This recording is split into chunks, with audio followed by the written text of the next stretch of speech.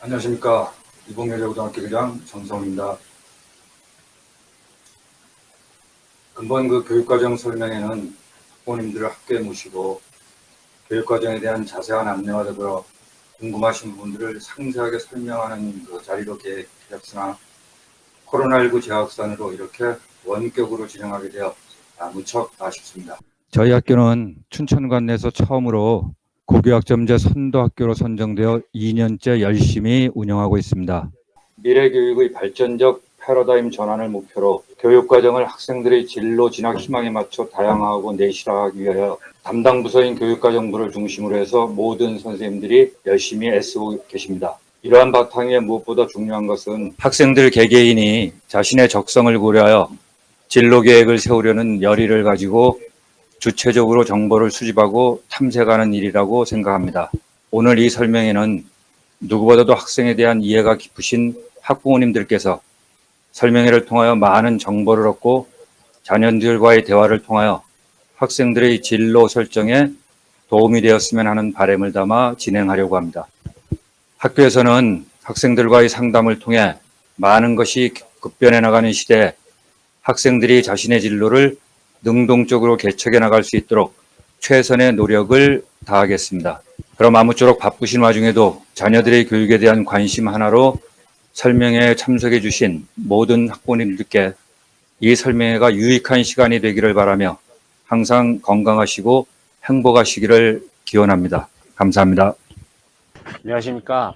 유복여자고등학교 교육과정부장을 맡고 있는 전우병이라고 합니다.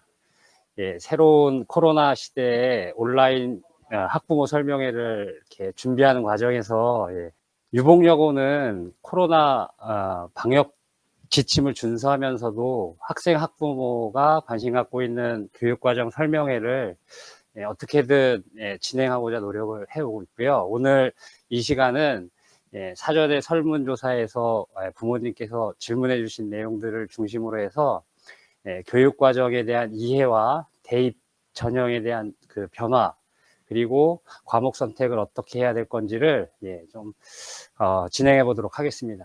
온라인상에서 수업을 하다 보면 학생들이 많이 지루해하고 집중도, 저조차도 집중이 잘 안 되고 있는데, 가급적이면 1시간 내외로 이렇게 진행할 수 있도록 할 테니까, 지금 채팅창에서 궁금하신 질문이나 아니면 이런 부분들이 있으면 바로바로 쌍방향으로 소통을 해주셨으면 좋겠습니다. 그리고 이 방송은 이후에 편집을 해서 다시 학교 홈페이지나 학교 그 온라인 공간에다가 탑재할 예정입니다. 그러면 2020 교육과정 온라인 학부모 설명회를 시작하도록 하겠습니다. 일단 저는 교육과정 그 업무를 맡은 지 한 3년 정도 됐고요. 그 공교롭게도 2015 개정교육과정이라는 새로 변화된 교육의 패러다임 속에서 우리 학교가 어떻게 미래에 대응할 건지를 많이 고민해 보면서 자연스럽게 학교 교육 과정에 대한 고민이 시작된 것 같습니다.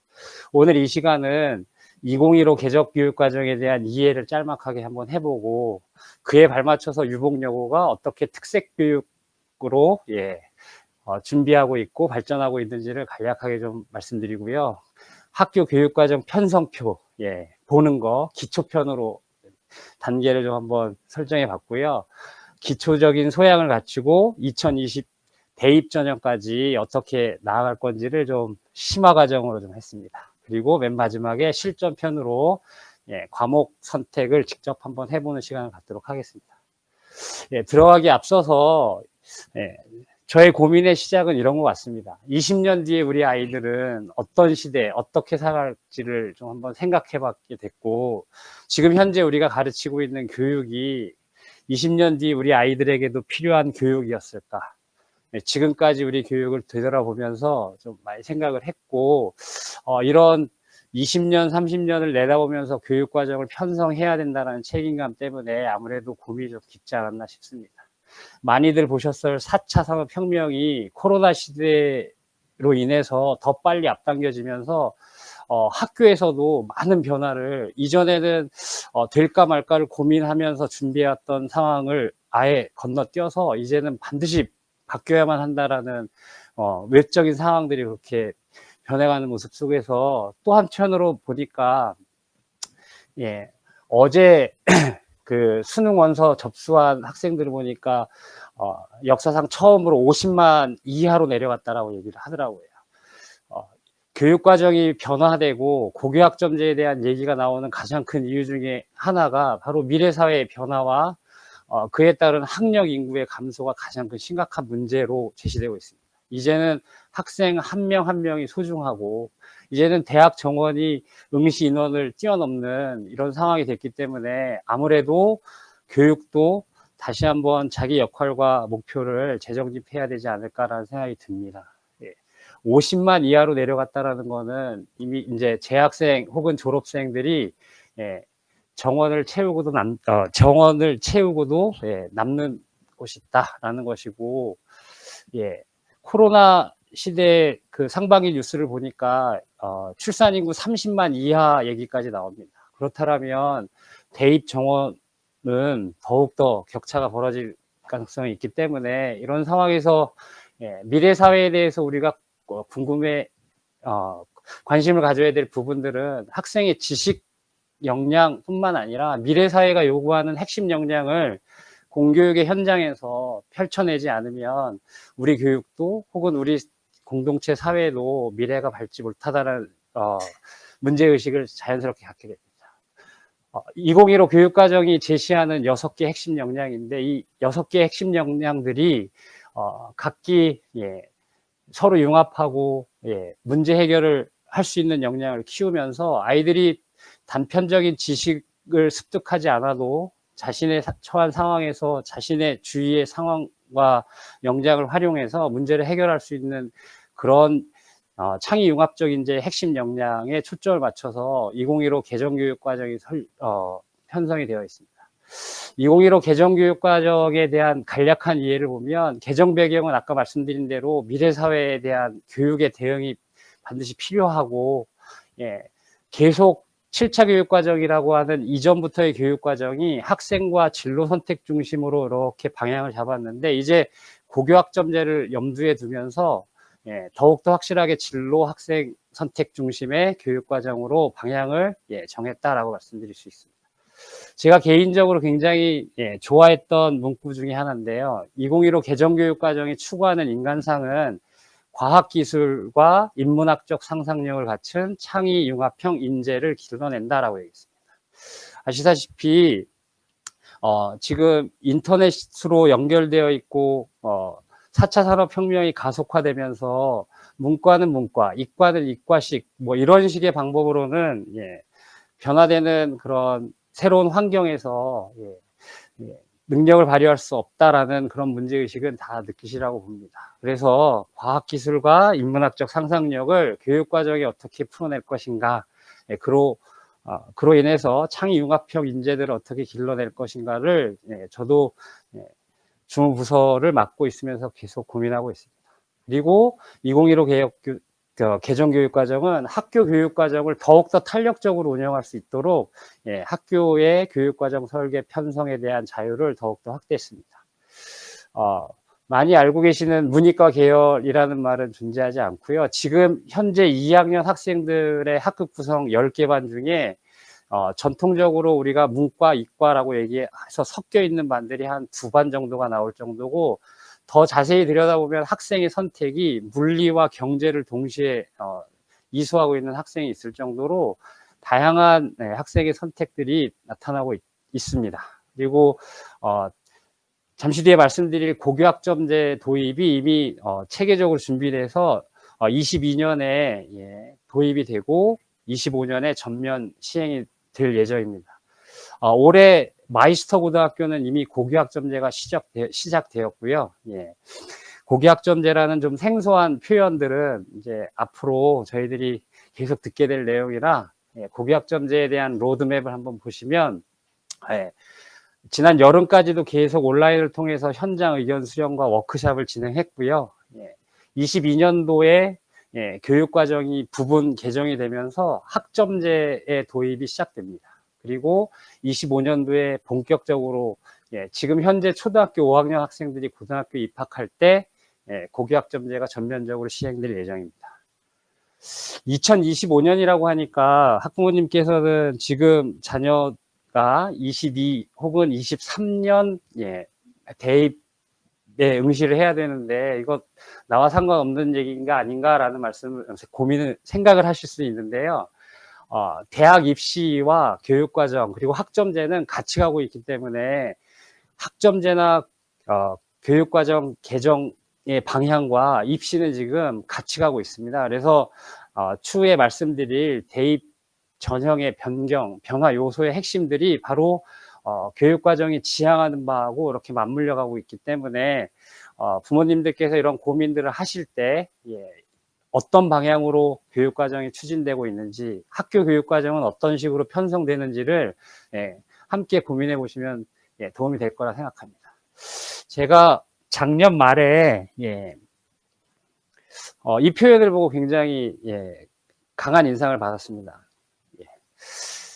옆에 보시는 화면은 120년 전통의 그 코닥 필름 회사죠. 그리고 그 오른쪽 화면은 그 플랫폼 공유 경제라고 하는 우버 택시 표현이 Uber yourself before you get Kodak라고 해서 코닥 되기 전에 너 자신을 우버하라라는 신조어입니다.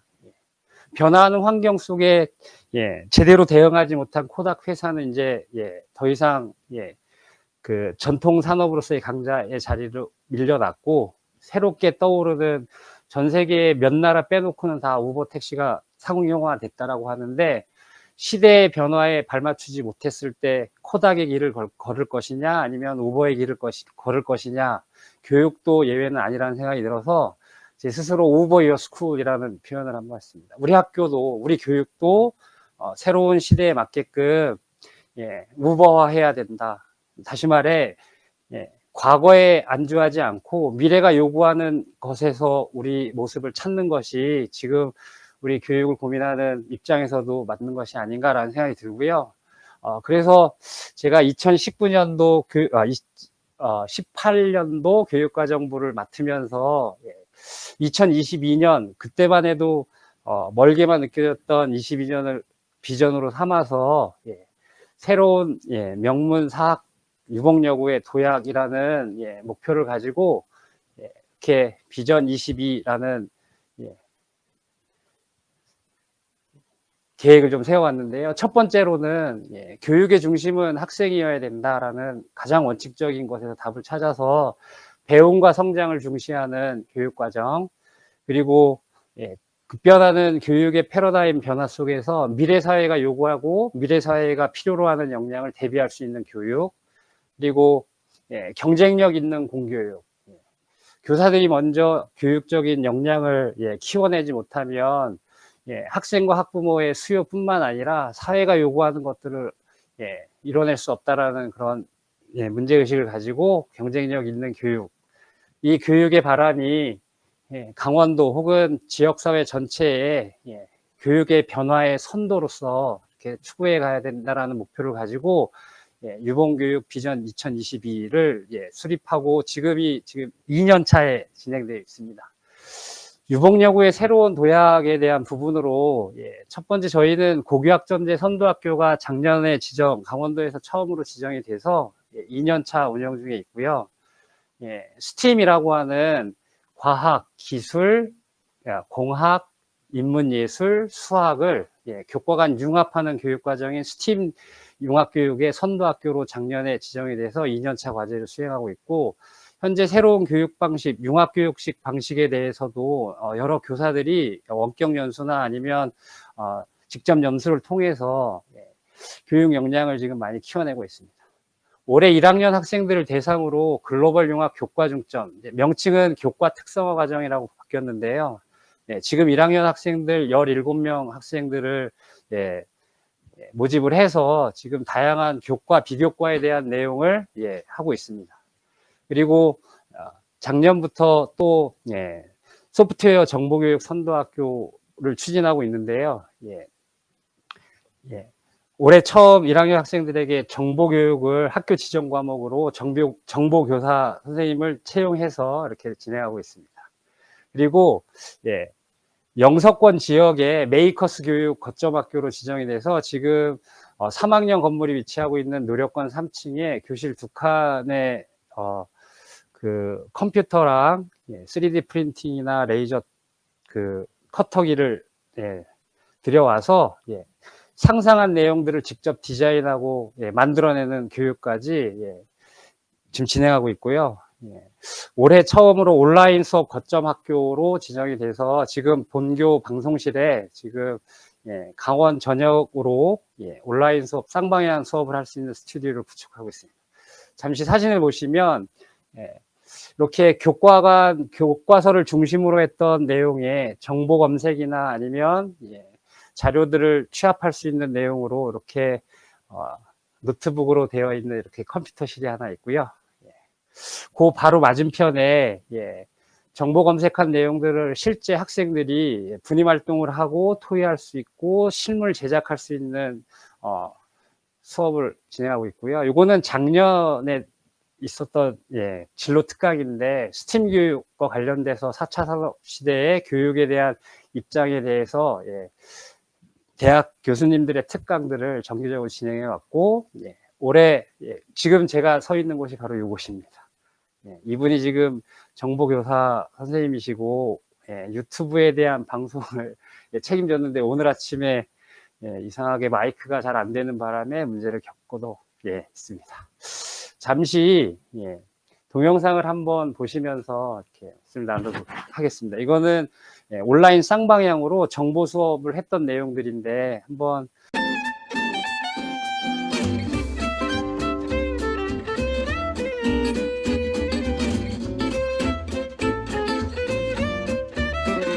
내려가자. 그렇죠. 남을 대표하는 거. 정의는 치매 안 해도 안 돼. 치매 너무. 치매 너무. 심해하면은 안 돼. 안 돼, 안 돼. 절대 안 뭐예요? 돼. 책임의 원칙은 뭐예요? 책임을 진다. 어떤 거에? 자신의 행동에 그렇죠. 자신의 행동에 책임을 준다. 책임을 준다입니다. 자, 네 번째 해야 금지는 뭘까요? 악플이나 아니지 않아. 남 욕하지 않기. 악플이나 악성 코드 뭐 이런 것들을 하면 안 된다. 남에게 피해를 주면 나는 겁니다. 안 돼. 뭐라? 내가 행동이 잘못된 거고 제가 원해서 간 학교를 그만둘까 생각할 정도로 힘들다는 걸 모르겠죠? 20살 처음 이런 일이 생긴 걸 당황스럽기도 하고 제가 이런 말들에 기분 나빠도 되는 건가 내가 이상한 건가 라는 생각도 듭니다. 작가님 제가 이상한 걸까요? 곧 개강인데 또 그 생각에 합격하기 너무 싫습니다. 이럴 때 현명하게 대처할 방법은 알려주세요. 좀 내가 자기 주장을 강하게 하고 싶다. 그럼 이렇게 크게 하거나 이렇게 표시를 해주시면 돼요. 유료해주고 경찰에 신고하라고 할 것 같다. 솔직히 경찰에 신고하면 증거 불충분으로 현실적이네요. 확률도 높고 보복 더 당할 수도 있어서 경찰 신고는 조금 미뤄두고 일단 싫다고 표현을 하면 좋겠는데 이걸 욕하면서 하는 게 아니라 정중하고 그래도 계속 집착한다고 공론하거나 가해자 부모님을 찾아가 아니 근데 상대가 라고 하고 입니다.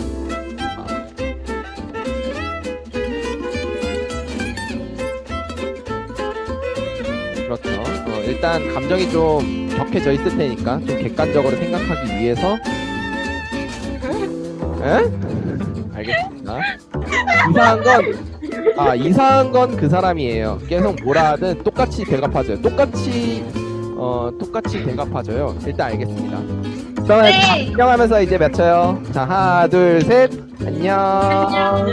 안녕. 고생했어요. 정리할 때 그만 찾으렴, 얘들아. 안녕히 계세요. 안녕. 고생했어. 나갈게. 제 모습보다는 화면에 있는 내용에 집중을 하시면서 좀 해주시고 채팅창에서 궁금하신 내용 있으시면 언제든 질문 좀 주시면 바로바로 소통을 해보도록 하겠습니다. 이제 본격적인 교육과정 편성표 보기, 기본편이라고 할 수 있는데, 사실 편성표를 한번, 잘 이해해야 되는 게, 어떤 분은 이 김밥 천국이라고 하는데, 메뉴는 되게 많은데 막상 내가 고르려고 하면 잘 모르겠다라고 말씀하시는 분이 있습니다.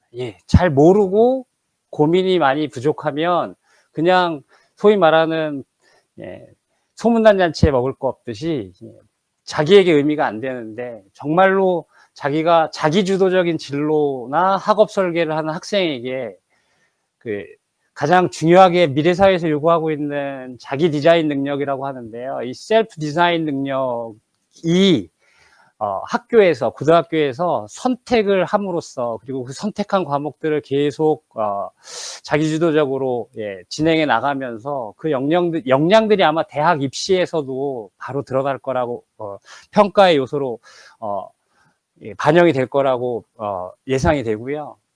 그리고 학교 교육과정 편성을 이해하는 것이 변화하는 입시 준비의 시작이라는 점이 가장 또 교육과정 설명회, 학부모 설명회를 한 이유 중에 하나일 것 같습니다.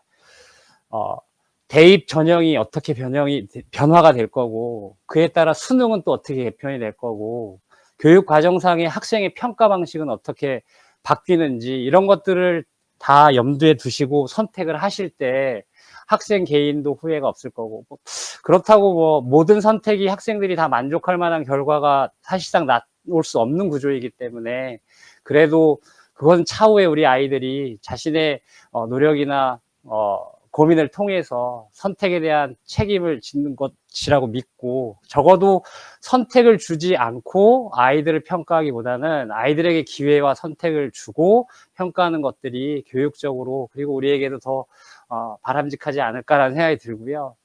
학생들이 어떻게 생활을 하는지, 교육과정을 넓게 보면 아이들이 학교에서 생활하는 교육 혹은 교육 이외 활동 모든 것들을 포함하는데, 교육과정 관련돼서 아이들은 하루에 7시간 수업, 아침에 8시까지 와서 8시 20분에 수업 시작하고요. 지금 코로나 방역 조치로 인해서 보충 수업과 야간 자율학습은 3학년은 지금 야간 자율학습을 희망자에서 하고 있는데, 못하고 있죠. 그리고 정규 교과 시간은 하루에 7시간씩, 그래서 금요일까지 주당 34시간을 한 학기당 진행하고 있고요. 수요일은 6교시만, 그래서 수요일은 1시간 더 빨리 끝납니다. 그리고 일주일에 4시간은 교육과정상 창의적 체험 활동이라고 자율, 진로, 봉사, 동아리 활동을 하도록 규정이 되어 있고요. 제가 앞으로 몇 단이라고 얘기할 때, 단위는 그냥 쉽게 얘기해서 일주일의 시간 수, 학기당 17회를 1단이라고 얘기했을 때 1단이라는 말을 할 거고요. 1단위는 그냥 쉽게 일주일에 1시간이다. 예를 들어 3학년 영어가 5단이다. 1학년 국어가 4단이다 라고 하면 일주일에 4시간 수업을 한 거고, 이게 성적을 산출할 때 단위수를 곱하게 돼 있습니다. 그래서 단위수가 큰 과목이 상대적으로 성적의 비중이 높다라고 이렇게 얘기하는데, 그럴 때 단위수를, 그리고 이 단위수를 기준으로 해서 교육과정이 편성되기 때문에 부모님들이나 학생 입장에서 이 과목도 듣고 저 과목도 듣고 싶은데 안 되나요? 라고 얘기를 할 수 있는데요. 과목별 단위수가 서로 조금씩 다르거나 변동이 될 때는 교육과정 편성 전체에서 선택이 제한될 수도 있다는 점 미리 말씀드리겠습니다. 그리고 학교 생활기록부는 교과뿐만 아니라 비교과 활동 모두가 다 기재가 되어 있고, 추후에 학생기록부의 내용이 축소되고 변화된 내용들도 다시 말씀드리도록 하겠습니다.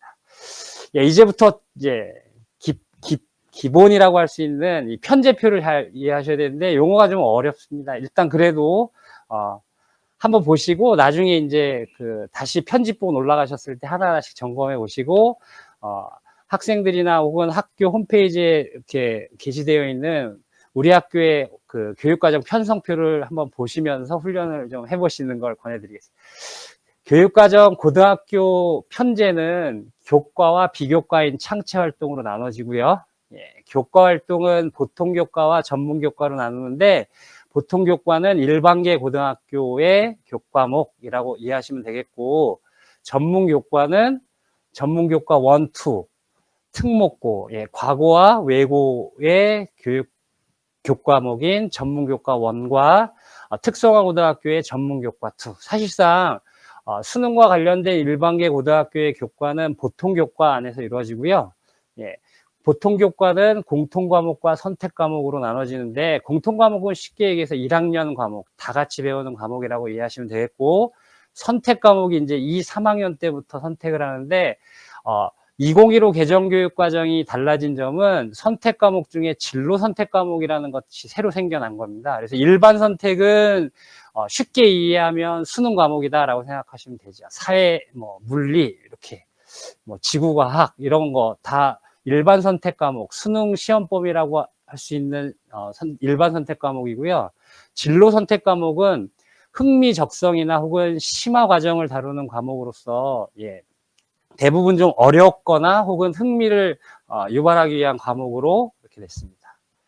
진로 선택 과목은 그 수능 과목에 편제가 안 돼 있는데 예외적으로 과탐의 탐구 2 과목들이 진로 선택 과목으로 되어 있습니다. 이 진로 선택 과목으로 편성을 한 이유나 이런 것들은 평가 방식이나 이런 거 얘기하면서 다시 안내 드리도록 하겠습니다. 동영상이 멈춰졌다라는 채팅이 됐는데 잘 따라오고 계시나요? 다시 한번 정리를 해보면 선택 과목 중에 수능을 기본으로 한 사탐, 과탐 과목, 일반 선택 과목이 있고요. 물론 사탐, 과탐인 탐구 과목 이외에 기술 과정이나 제2외국어도 일반 선택 과목이 있고요. 진로 선택 과목은 전공을 심화하거나 혹은 흥미 적성을 위주로 한 과목. 다만 예외적으로 탐구 2 과목이 수능 과목이지만 진로 선택으로 되어 있고요. 일반 선택과 진로 선택 과목은 평가 방식이 다릅니다. 그래서 아마 지금 1학년, 2학년 학부모님들이 지금 온라인 설명에서 가장 많이 질문하신 게 선택 과목 간의 평가 방법이 다른데 유불리가 있지 않나요? 라는 또 그런 질문이 오셨는데 그건 좀 이따 설명드리기로 하고요. 전문 교과에 대한 내용, 특목고의 교과나 특성화 고등학교의 교과도 우리 보통 교과의 진로 선택 과목으로 편제를 할 수가 있거든요. 그래서 저희 학교에서도 지금 진로 선택 과목을 그러니까 전문 교과 1, 2의 과목을 꽤 많이 진로 선택 과목으로 개설을 해서 학생들이 하도록 하고 있습니다. 교과는 일주일에 30단위, 그러니까 주당 30시간을 교과 수업 시간으로 쓰고요. 창체 활동은 아까 말씀드린 대로 일주일에 4시간. 그래서 수요일 5교시, 6교시는 동아리 활동 혹은 봉사 활동을 하고 있고, 그 외에 자율과 진로 활동은 학급별로 지금 진행을 하고 있습니다. 전문교과 1은 특목고, 2도 특성화 고등학교 교과목인데 진로 선택 과목으로 일반계 고등학교에서도 개설할 수 있다. 그리고 공통과목이라는 것은 1학년의 기초 과목을 말씀드리는 거고요. 대부분이 모두가 들어야 되는 과목이기 때문에 학교 지정 과목이라고 합니다. 이 학교 지정 과목은 학교의 교육 철학이나 필요에 의해서 모든 학생들이 들을 수 있도록 지정을 할 수 있는데 저희 학교는 지금 1학년 공통과목과 수능과 관련된 국영수 기초교과는 학교 지정 과목으로 지금 하고 있고 그 외에는 다 선택, 제한 없이 다 선택하던 과목으로 개방해 두었습니다. 진로 선택 과목은 말씀드린 대로 개정교육 과정에서 신설된 과목이고 진로 맞춤형, 심화 과정이나 흥미 적성 과정으로 고급 물리학, 간호, 바리스타 과정, 이런 여러 가지 과목이 있습니다. 이런 것들이 진로 선택 과목에 편제가 되어 있습니다. 이렇게 표를 보면 얼추 그림이 보이는 것 같은데 막상 하나하나 용어를 보면 굉장히 헷갈리시죠?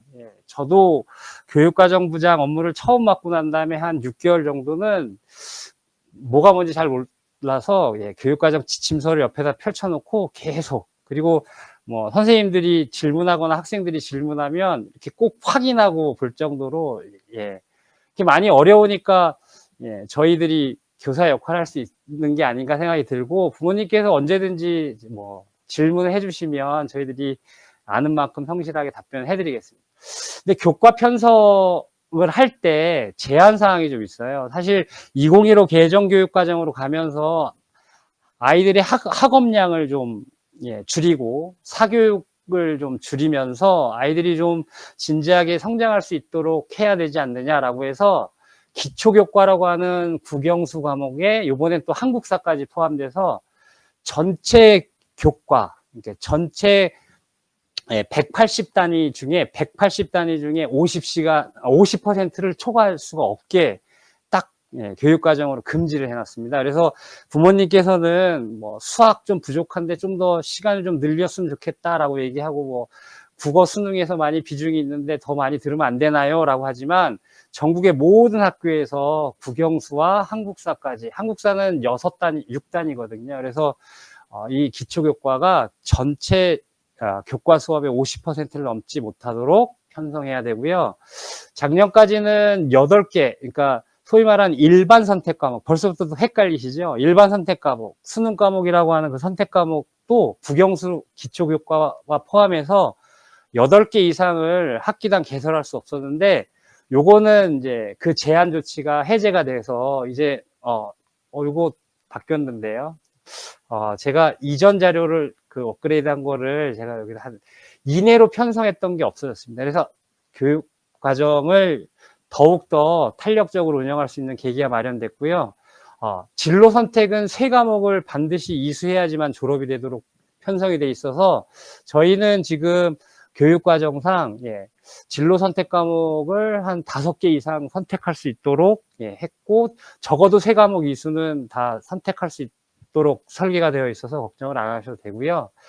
사회교과, 과학교과의 필수 이수 단위를 문이과로 자의적으로 분리하는 것을 못 하겠습니다. 그래서 아직 다른 학교에서는 문이과 반을 개설해서 운영한다라고 얘기를 하고 있는 경우도 있는데, 짧은 기간에서는 그렇게 관리 운영하는 방법이 편할지는 모르지만 좀 더 긴 호흡으로 봤을 때는 그것이 오히려 도움이 되지 않을 거라는 좀 생각을 조심스럽게 하는데요. 아무튼 저희는 문과와 이과라는 그런 표현 자체를 쓰고 있지 않습니다. 그리고 1학년은 공통과목 중심으로 편성을 하게 돼 있고요. 2, 3학년이 선택 과목으로 두되 전체 교과의 25% 이상을 편성하도록 제한을 두고 있습니다. 이제 첫 번째, 부모님들이 이제 그 주의를 기울이셔야 될, 자꾸 제 화면을 보면서 얘기하니까 좀 어색한데요. 평가 방법이 다릅니다.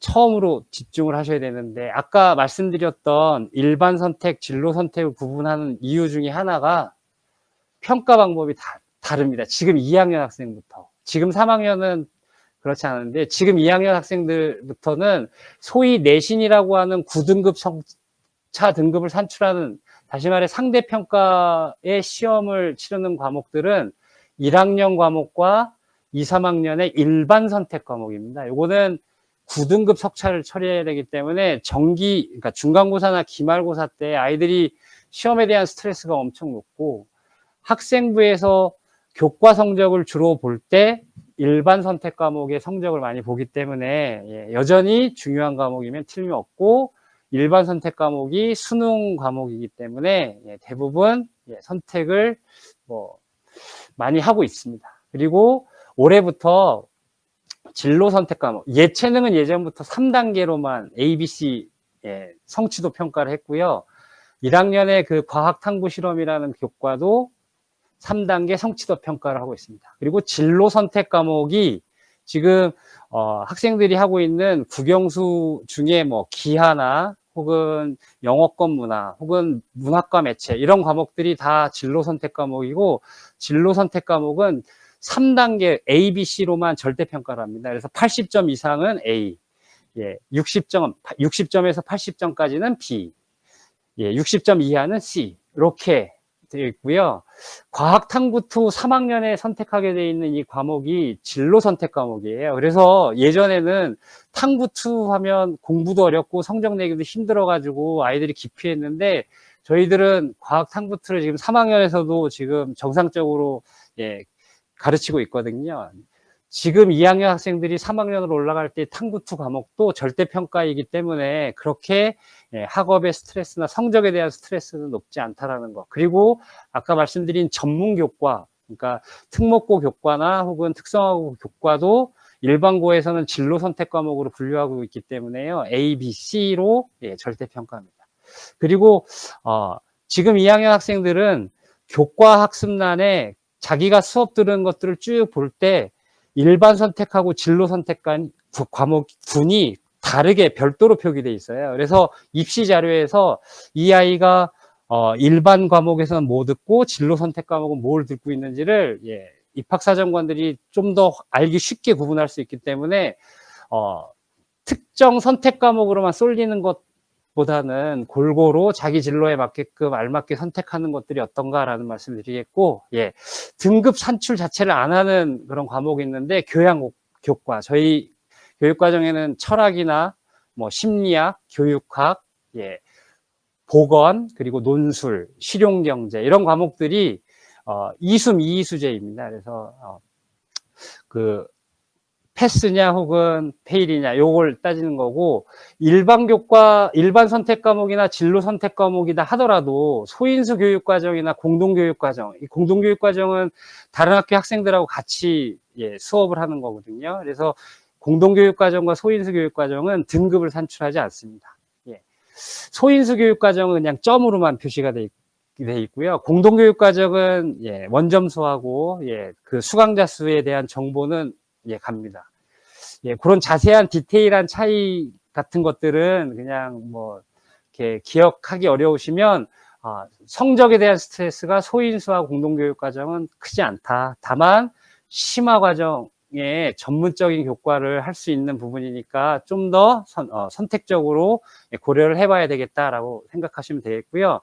기존의 내신 성적 산출이 이렇게 원점수 평균의 표준 편차까지 해가지고 대학에서는 이 표준 편차 자료를 이용해가지고 학교 간 비교나 뭐 이런 것들을 많이 했고요. 석차 등급이 1등급부터 9등급, 1등급이 가장 좋은 성적입니다. 그리고 일반 선택 과목이지만 성취도는 표시되게 돼 있어요. 5단계로 A, B, C, D, E 단계로 돼 있는데 대입 자료에서 이 성취도 5단계 점수는 크게 요인이 되고 있지 못하고, 진로 선택 과목은 말씀드린 대로 원점수와 평균 점수, 수강자 수, 그리고 성취 비율 분포를 학생부에 기재하도록 되어 있습니다.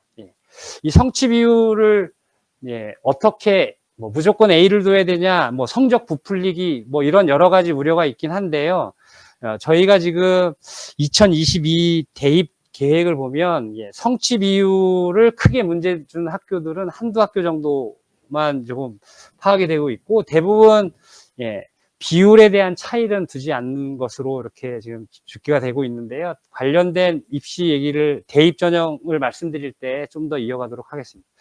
잊지 말으셔야 될 거는 진로 선택 과목은 3단계 절대평가하고 석차가 이루어지지 않기 때문에 학업에 대한 그런 스트레스보다는 자기가 관심 있는 과목을 더욱더 깊이 있게 공부할 수 있는 과목들이다. 그래서 선택 과목을 일반 선택과 진로 선택 과목을 고민하실 때 학생들이 받아야 될 학업적 스트레스나 혹은 자신의 진로와 관련돼서 어느 정도 관심 있는지를 잘 고려하시고, 또 나는 진로 선택보다는 수능에 좀 더 준비를 더 기울여야 되겠다라고 생각하는 그런 학생이 있다면 내신 시험에 대한 부분들도 같이 가져가야 되니까 선택 과목을 고려할 때 학습량이나 계획들을 좀 잘 고민해서 뭐 상담을 통해서 현명한 결정을 내릴 수 있도록 조언을 해주시면 고맙겠습니다.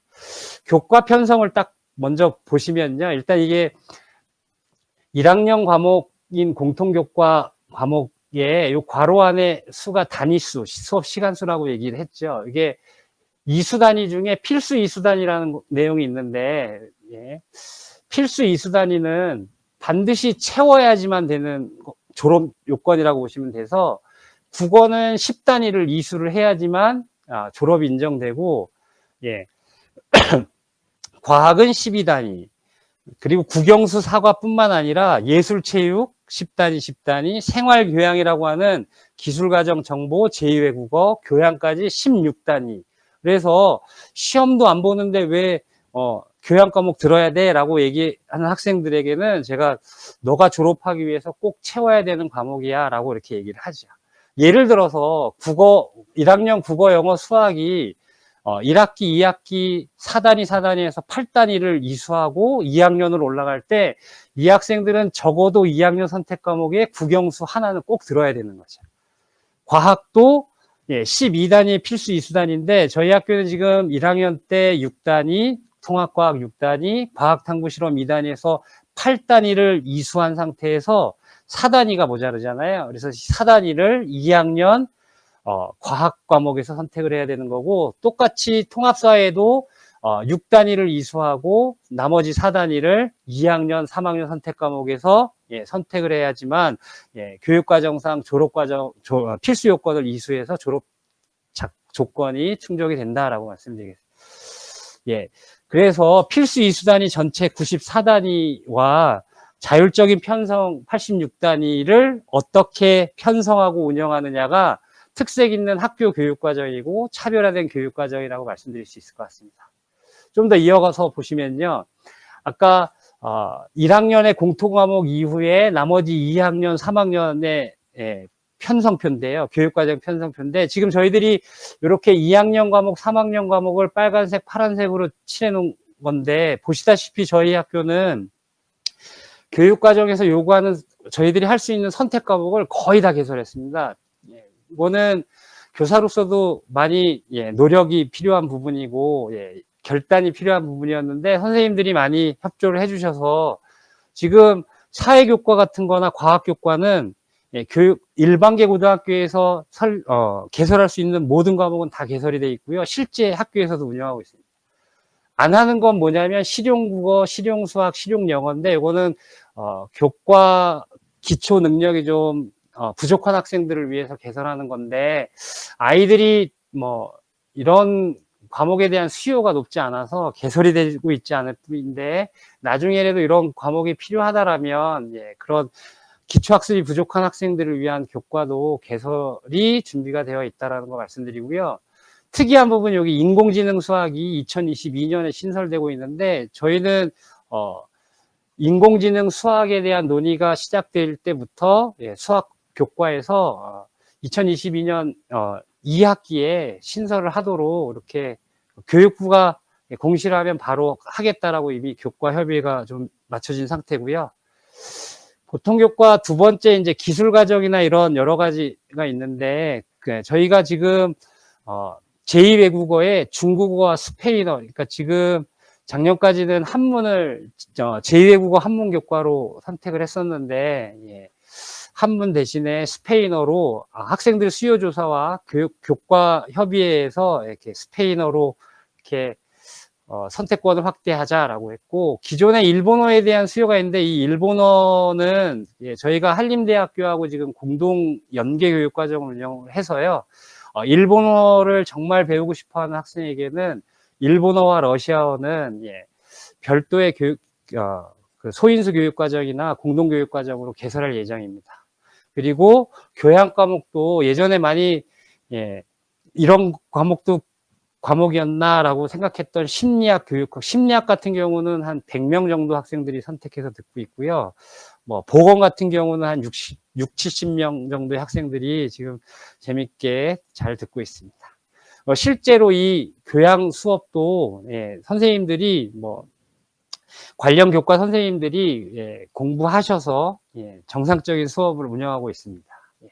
기존에 그 2015 교육과정을 고민하지 않았을 때는 대부분 자습이나 그냥 학생 상담하는 시간으로 활용됐을 이럴 시간들을 실제 수업으로 하고 있다는 것도 주목하고 변화된 내용 중에 하나라고 말씀드릴 수 있겠네요. 그리고 전문교과 1과 전문교과 2. 전문교과 1은 보시기에도 되게 어려운 과목이죠. 특목고용. 전문교과 2는 특성화 고등학교용인데 지금 파란색으로 칠해져 있는 것은 소인수나 공동교육과정에서 저희들이 개설했거나 개설할 예정인 과목이고요. 실제로 다 개설을 수요 조사를 받고 신청서를 다 받고 있는데 적어도 한 5명 정도는 모여야 되지 않을까라고 하는데, 한 2~3명 정도, 1~2명 정도 신청한 과목은 부득이하게, 예, 개설이 안 됐는데, 예, 고급 생명과학이나 생명과학 실험, 화학 실험, 혹은 고급 화학 같은 과학과제 연구 같은 것들은 실제 소인수 과정으로 지금 개설했고, 예, 2학기에도 예, 개설할 예정에 있습니다. 그리고 빨간색으로 칠해져 있는 전문 교과는 보시다시피 예, 저희가 선택 과목으로 개설하고 운영하고 있는 과목이에요. 예를 들어 국제정치나 국제경제는 지금 3학년 학생들이 수업을 하고 있고요. 예, 유복여고가 글로벌 융합 교과 특성화 학교 교육과정을 운영한 이유 중에 하나가 예, 우리 유복여고 학생들이 글로벌 인재로 예, 성장할 수 있도록 교사가 조금 더 학습하고 고민해서 아이들에게 좀 더 수준 높은 수업을 하기 위해서 이렇게 개설을 했고요. 실제로 선생님들이 올 한 해 교재 연구하시면서 되게 많이 힘들어 하셨는데 내년, 내후년 되면 더욱더 수준 높은 수업이 이루어질 거라고 보고요. 타 학교에서도 지금 저희 학교에 이런 공동교육과정으로 문의를 많이 하고 있습니다.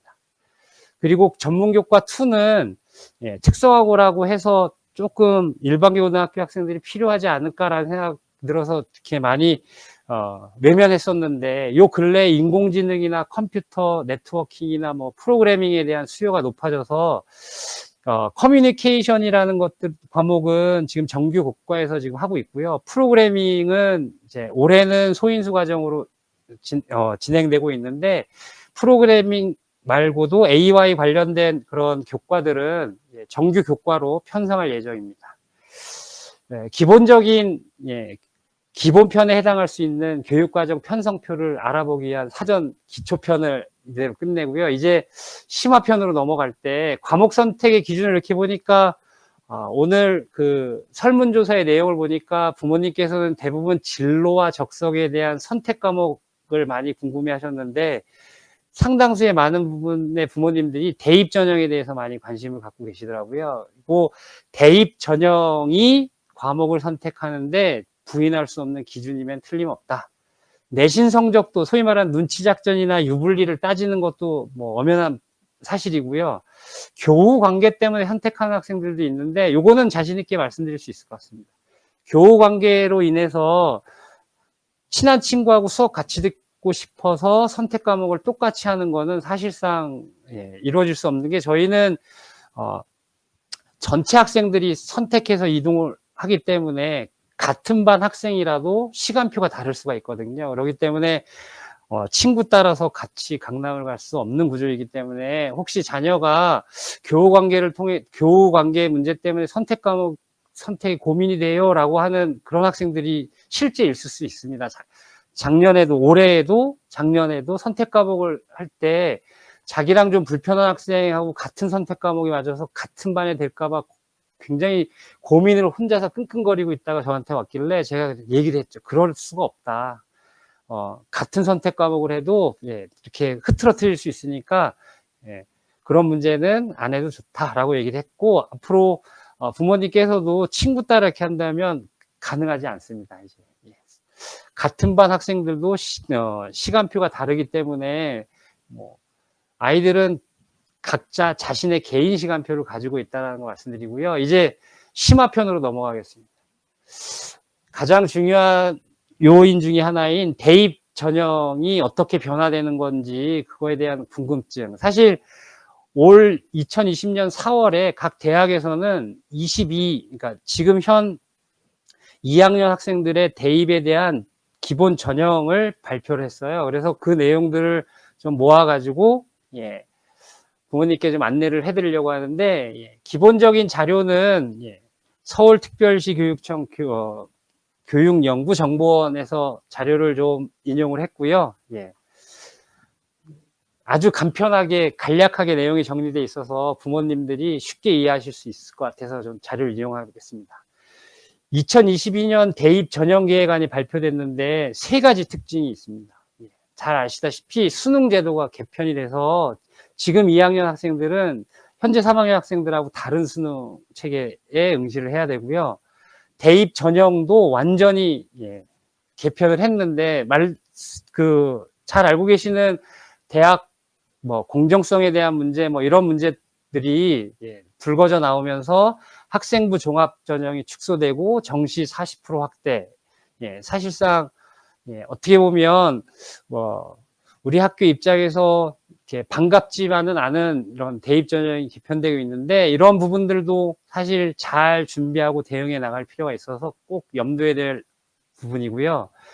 학생부 종합전형의 서류가 간소화되면서 그리고 또 기재 내용이 변화가 생기면서 지금 교육과정을 기록으로 남기는 학생부를 어떻게 기록하고 어떻게 이렇게 스토리를 만들지 이런 부분들이 더 중요한 요소로 입시 자료로 이용될 전망이기 때문에 이 세 가지 부분들을 대입 전형 방안에 대한 설명을 들으시면서 꼭 머릿속에 이렇게 염두에 두시길 바라겠습니다. 수능은 말 그대로 수능도 이제 선택 과목으로 바뀝니다. 그래서 국어 같은 경우는 2학년 때 독서 문학의 공통 과목과 화법과 작문, 언어와 매체 중에 하나를 선택을 해야 되고 수학은 3개로 선택이 됩니다.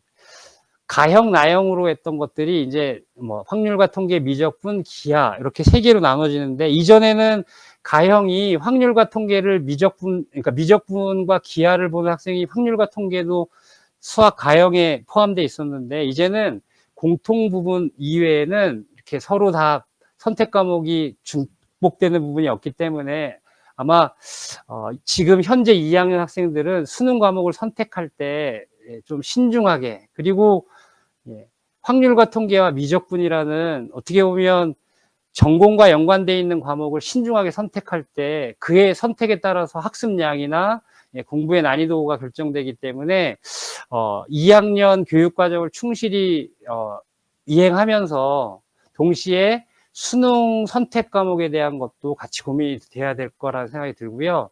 탐구도 계열 구분 없이 그냥 2과목만 선택하도록 되어 있는데 문제는 대입에서는 사탐과 과탐을 여전히 인정한다라고 여전히 인정하고 있다라는 것들이 현재 교육과정을 운영하는 입장에서는 좀 어려운 부분입니다. 그러니까 예를 들어서 쉽게 얘기해서 인문사회 계열의 학생들은 큰 혜택이 없지만 과학탐구 계열의 수능 선택을 한 학생들에게는 다양한 뭐 혜택이나 아니면 제한이 있어요. 쉽게 얘기해서 뭐 어느 학교에 이공계를 진학하려고 하면 사탐으로는 응시가 안 되고 과탐만 봐야 된다라는 거고 어느 학교에 인문사회 계열이나 경영 계열의 학교를 진학할 때 사탐만 보는 게 아니라 과탐 보는 학생들도 과탐을 응시한 학생들도 상경 계열의 대입에 지원이 가능하기 때문에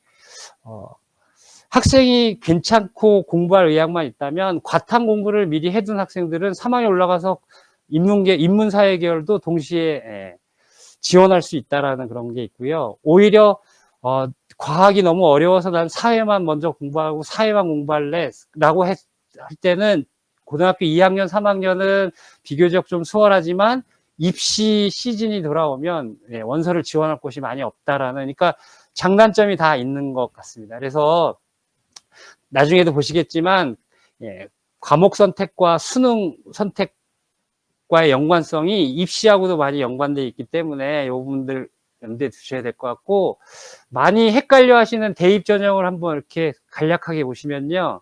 학생부 전형이라고 하는 학생부 전형의 교과 전형과 종합 전형이 있고 논술 전형이 있고 수능 위주 전형이 있고 여기 하나가 빠진 게 이제 뭐 실기 전형이 있는데 예체능 계열 중심의 실기 전형이 있는데 그냥 편의상 미대 입시에 대해서 계속 이렇게 설명을 좀 부탁드린다라고 하신 학부모님 계셨는데 그거는 나중에 간략하게 말씀드리고 미리 양해를 부탁드리겠습니다.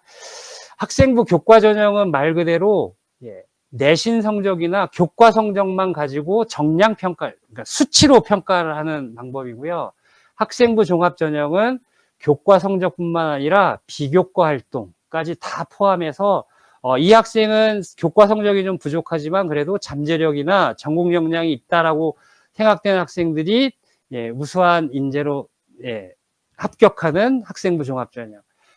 부모님께서는 이 깜깜이 전형이고 불공정한 전형이 아니냐라고 말씀하고 있지만 현직에서 이렇게 입시를 지도한 경험으로 봤을 때 물론 학생부 종합전형이 이해가 안 되는 경우도 있지만 저는 개인적으로 학생부 종합전형이 많이 체계화되어 있고 많이 경험이 축적돼 있어서 이렇게 걸러내고 있다. 물론 제가 경험하지 못한 분야에서는 불공정의 문제가 있다라는 것 저도 어느 정도 인정하고 있습니다.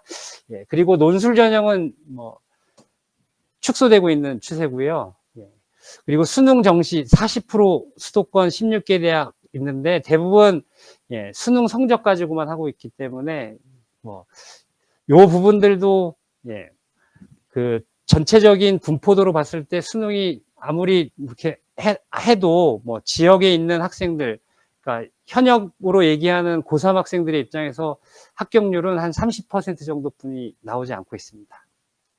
이 30%는 우리 학교의 수치가 아니라 전국적인 수치 말씀드리겠습니다. 그리고 서울의 24개 대학의 대입 2022년 대입 전형 계획안을 보면 말씀드린 대로 21년도에 대부분이 학생부 종합전형으로 40%에 육박하던 수치가 34%한 6% 정도가 줄어들었고요.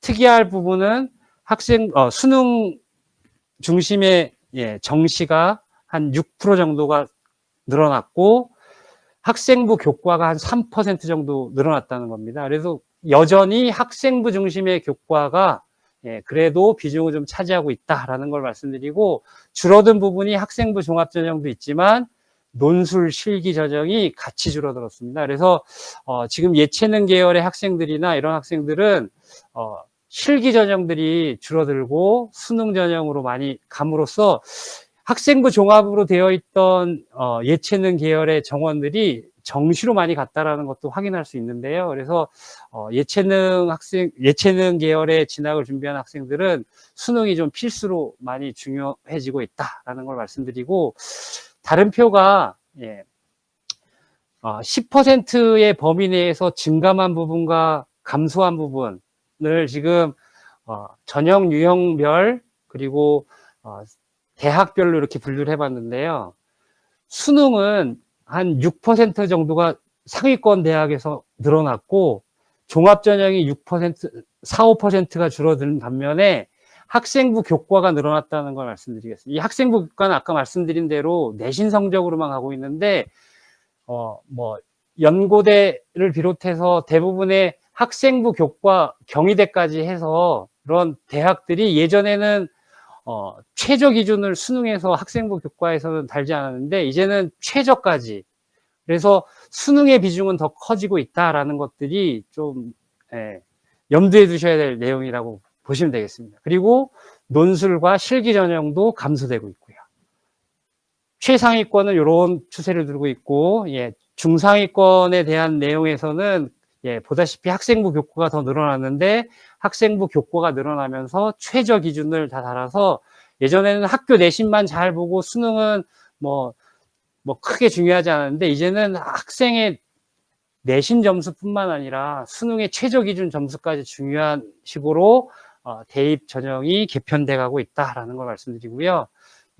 보다시피 그 이후에 학생부의 수능들이 많이 이렇게 늘어난다 한들 학생부 그러니까 부모님들끼리 많이 관심 갖고 있는 학교에서는 학생부 종합전형이 줄어든 대신에 정시 부분, 중위권 같은 경우는 정시가 요만 한 1% 정도 증가하고 학생부 교과로.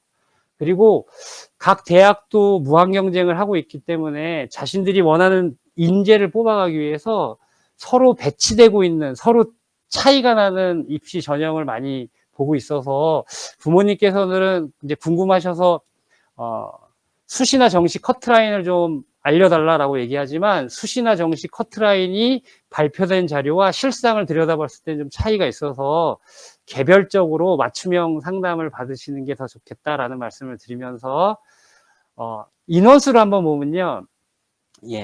전형별로는 분명히 종합이 줄고 교과가 늘어나고 있습니다. 지금 연대 같은 경우는 학생부 교과 전형이 확 늘어났고 수능도 늘어났는데 교과가 늘어나면서 이 늘어난 인원의 소위 말하는 그 필터링을 수능 최저를 도입해서 이렇게 또 힘들게 만들고 있고, 고려대 같은 경우는 논술 전형이 아예 없어졌고요. 지금 요 수치를 잘 보시면 소위 말하는 A 대학과 B 대학이 서로 경쟁 관계에 있는 대학이라서 서로 교과 전형과 종합 전형을 어떻게 배치하는지는 좀 잘 따져볼 필요가 있습니다. 이것들을 한 번에 정리해서 이렇게 말씀드리면 너무 오래될 것 같아서, 예를 들어서 아까 진로 선택 과목을 얘기할 때 연대 같은 경우는 진로 선택을 성취 비율 A, B, C를 차등 점수를 주지 않고 절대적으로 A 그러면 20점, B 그러면 15점 이렇게 점수를 부여한다면, 고려대 같은 경우는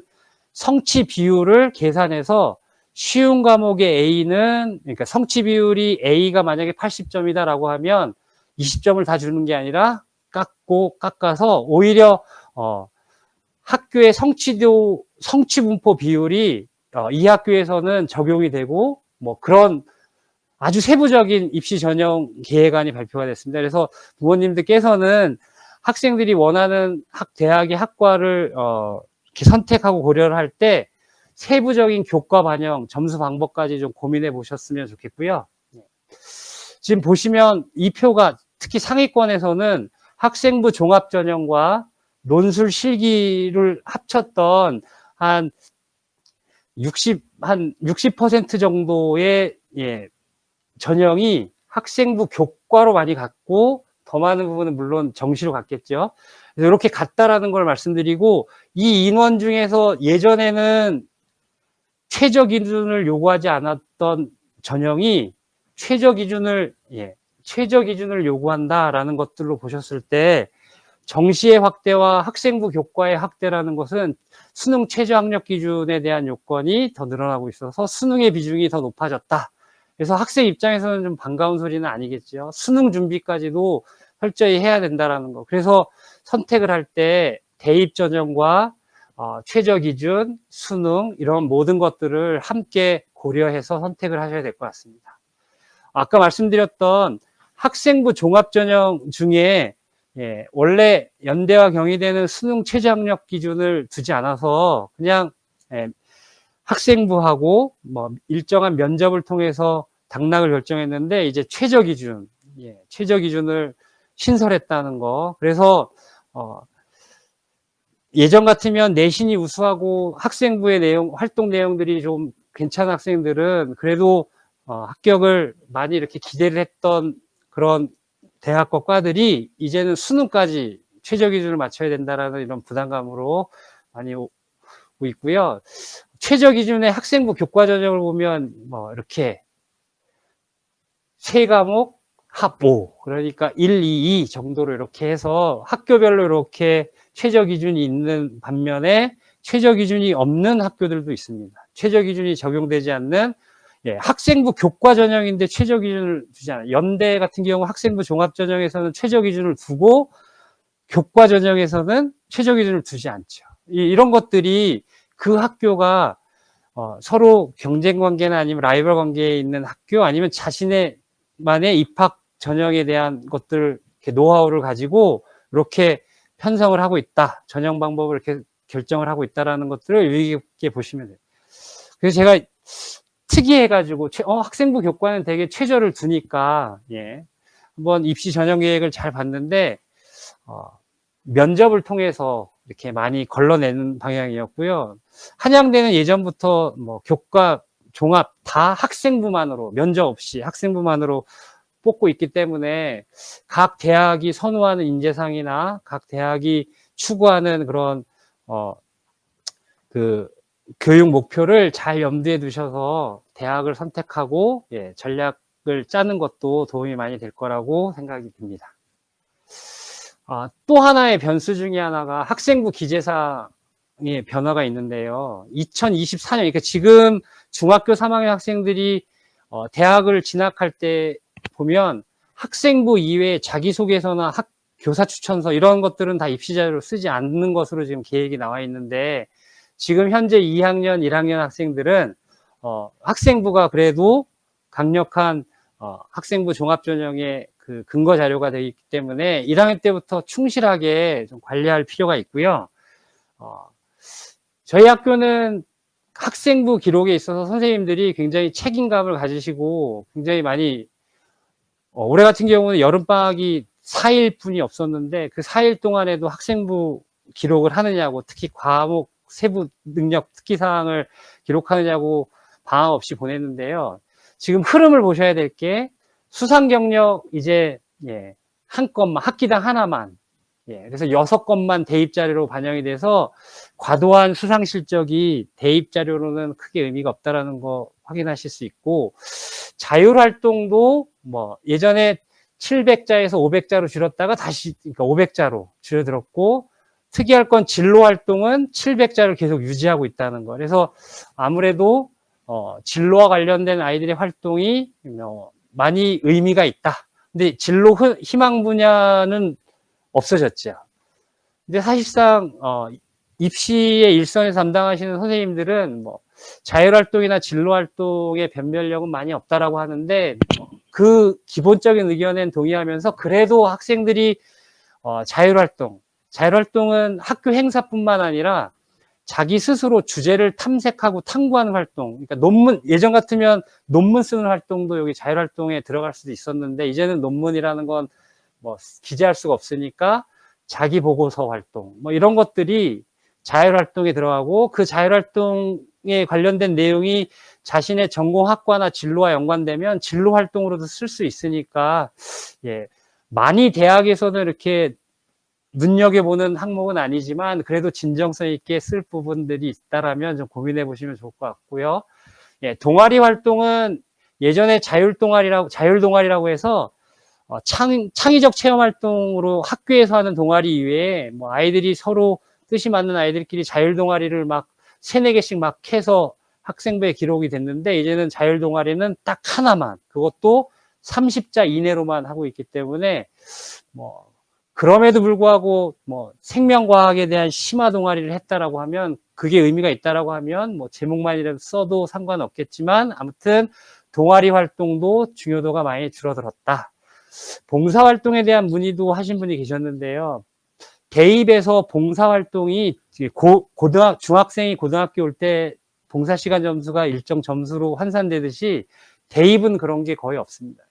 뭐 간혹 몇몇 대학의 과가 봉사시간 관련돼서 가산점을 주지만, 대부분 부모님들이 생각하시는 그 대학에서는 봉사시간이 많다고 가산점을 주거나 뭐 좋은 그런 점수를 받는 건 아니고, 다만 뭐 이 활동이 다른 여러 가지 능력들이 다 갖춰진 학생이 똑같을 때 봉사시간이 뭐 영향을 주면 줄까?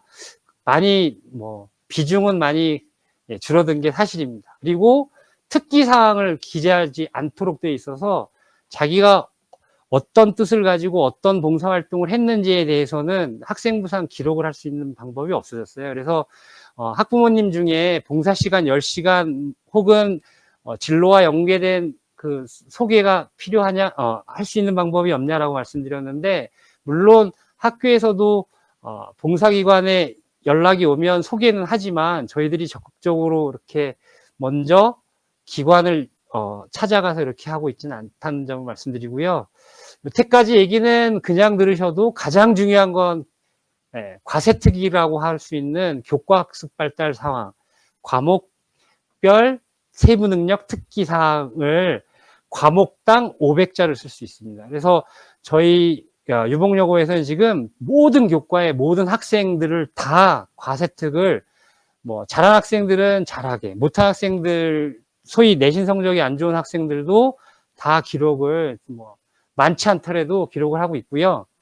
교육부에서는 일반 선택 과목에 대해서는, 기초교과 일반 선택 과목에 대해서는 가급적이면 모든 학생들의 과세특을 좀 기록해 달라고 지금 지도를 하고 있습니다. 그리고 종합 의견이라고 하는 학기 말에 이제 담임 선생님들이 이 이외의 내용들에 대해서 이렇게 총평을 써주는 내용이 있는데, 1000자에서 500자 이렇게 많이 줄었죠. 학생부 기재사항의 변화의 핵심은 교과학습 발달이 더 중요해지고 있다라는 겁니다. 그래서 이 내용에는 아까 말씀드린 대로 진로 선택 과목이라는 것들로 해서 그 선택의 상황들도 폭넓어졌고 그 내용들이 여기에 많이 강조가 되면 학생부 종합전형의 과정에서 예, 큰 역할을 할 거다라는 것들을 좀 말씀드릴 수가 있고요. 예. 자기소개에서 지금 3학년 학생들이 이제 수시원서 접수 기간이 이제 시작이 됐는데 자기소개서 학생부 종합전형에서 자기소개서를 많이 고민을 하고 있는데 지금 2학년 1학년 학생들은 자기소개서 문항이 축소가 돼요. 그래서 1번 문항 그러면 학교 공부할 때 경험 수시호, 2번 교내 활동에 의미를 두고 배우고 느낀 점 쓰세요라고 했던 1번 문항과 2번 문항이 하나로 합쳐집니다. 하나로 합쳐지는데 여기에 지금 지원한 분야와 관련된 이라는 조건을 달았어요. 예전에는 그냥 네가 공부하면서 느꼈던 학습 능력을 보여다오라고 했는데 이제는 진로와 연계된 활동으로 제안해서 한번 써봐라 라고 얘기를 하는 거니까 이게 교육과정, 아까 말씀드린 대로 교육과정과 입시가 지금 같이 가고 있다는 것들이 자기소개서의 문항의 축소와 개편에서도 알 수 있다는 말씀입니다.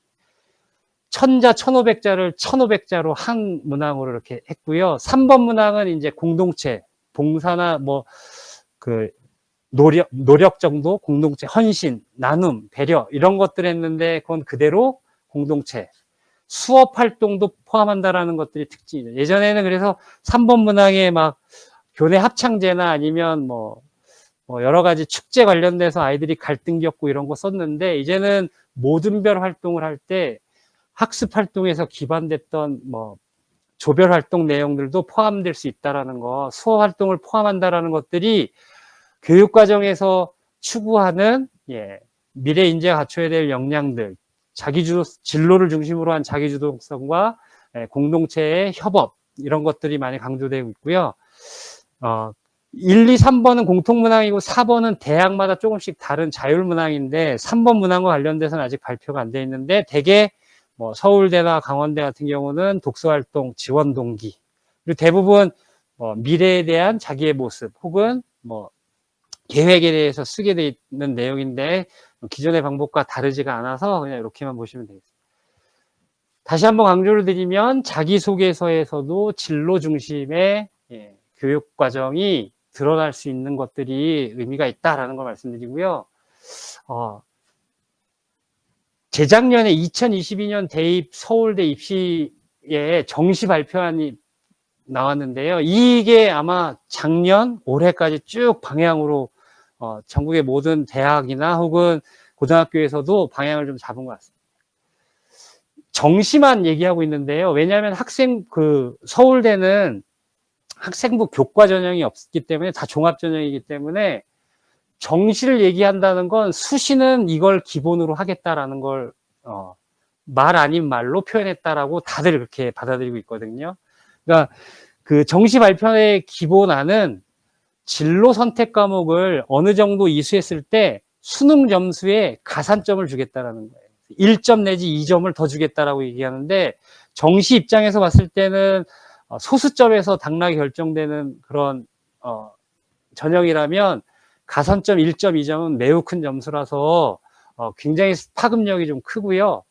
서울대에서 주최하는 입학 설명회의 주요 내용은 아이가 왜 선택 과목을 이걸 선택했는지도 살펴보겠다. 그러니까 학생부 교과가 아니라 종합전형이니까 충분히 설득력 있는 내용이었고 이미 대학도 어느 과목을 선택하면 쉽고 어느 과목을 선택하면 내신이 어렵고 시험 보기 어렵고 이런 걸 다 알고 있습니다. 그 자료를. 그래서 그걸 감안해서 보겠다. 그래서 지금 부모님들 대부분이 진로 선택 과목을 할 때 유불리 이런 것들 많이 저 자신도 그게 굉장히 많이 의식할 수밖에 없는데 유불리가 분명히 존재한다는 게 안타깝지만 유불리를 떠나서 뭔가가 있으면 그 불리함이 오히려 더 장점으로 될 수 있다라는 것도 역발상이긴 하겠지만 이런 것도 고려해 볼 수 있고 어려운 과목을 적극적으로 도전한 학생은 인센티브나 플러스를 주겠다라는 얘기를 공공연하게 얘기를 하고 있고요. 그 중에 기하나 물리 2 과목, 이 학생들은 이공계에서는 반드시 필요하다. 그렇기 때문에 이공계를 지원한 학생들은 기와 물리 2를 들어라 라고 대놓고 얘기를 하고 있습니다. 그리고 말씀드린 대로 이 전형은 정시 전형이지만 수시 전형에서는 이보다 더하면 더했지 이보다 더 축소할 수 없다라는 것들이 현직의 교육과정이나 입시를 담당하고 있는 선생님들이 피부로 느끼는 내용이고요. 이 방향이 정해진 이상 수도권에 있는 대부분의 주요 대학도 개정교육과정의 취지를 적극적으로 공감하겠다. 저도 교육과정부장으로 이제 전국적으로 이렇게 워크숍을 가면 꼭 대학의 입학사정관이나 교수님들을 통해서 교육과정에 대한 입시 방안에 대해서 많이 강의를 듣는데 하시는 말씀들이 대부분 이제 교육과정의 취지와 입시와 같이 가야 된다라는 거 공감하고 있어서 그런 쪽으로 가려고 설계를 한다라고 많이 말씀들을 하십니다. 서울대에서 얘기한 정시의 가산점은요, 유형 1은 인문 사회 계열 수능 선택 과목이고요. 유형 2는 자연 혹은 이공 계열, 의학 계열인데 이런 과목들을 이수한 학생들에게는 수능 점수의 1점 내지는 2점을 가산해서 부여하겠다라고 얘기를 하고 있습니다. 저희는 교육과정상 진로 선택 과목이나 일반 선택 과목이 거의 다 편성이 되어 있기 때문에 가산점은 받을 수 있죠. 아이들이 수능만 잘 봐준다면 정시로 굉장히 유리할 수 있는데 아무튼 이 교육과정을 보시는 부모님의 자녀분들은 이 충족을 통해서 가산점을 받기를 간절히 기원하겠습니다. 잠시 쉬어갈 겸 동영상 한 편을 좀 보려고 하는데요. 저희 학교 학생들이 꿈과 끼가 굉장히 대단하거든요. 그래서 학교 홍보하는 영상을 하나 찍어놨다고 해서